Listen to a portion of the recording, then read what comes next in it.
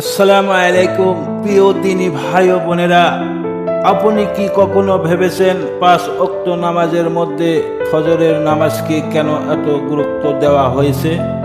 ফজরের সময় পৃথিবীর বেশিরভাগ মানুষ ঘুমিয়ে থাকে, কিন্তু একজন মুমিন সেই ঘুম ছেড়ে আল্লাহর ডাকে সারা দিন দিয়ে নামাজে দাঁড়ায়। এই কারণে ফজরের নামাজ মর্যাদা অনেক বেশি। আল্লাহ তাআলা কোরআনে বলেন, নিশ্চয় ফজরের কুরআন তেলাওয়াত সাক্ষাৎপ্রাপ্ত সূরা আল ইসরা। তাফসীরগণ বলেন, এই সময় রাত ও দিনের ফেরেশতারা একত্রিত হন এবং ফজরের ইবাদতের সাক্ষী থাকেন।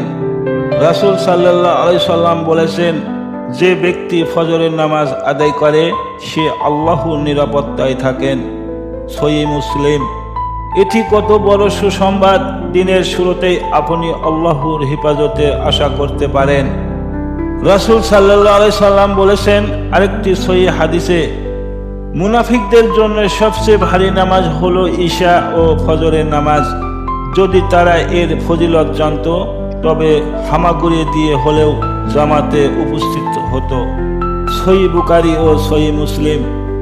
এর অর্থ হলো ফজরের নামাজ নিয়মিত হওয়া ইমানের একটি গুরুত্বপূর্ণ নির্দেশন।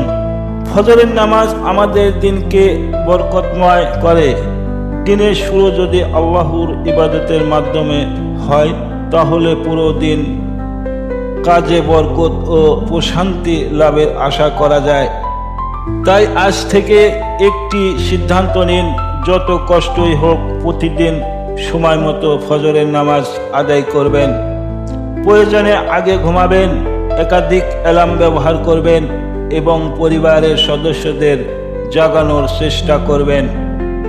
আল্লাহ তাআলা আমাদের সবাইকে সময় মতো 5 ওয়াক্ত নামাজ, বিশেষ করে ফজরের নামাজ নিয়মিত আদায় করার তৌফিক দান করুন। আমিন।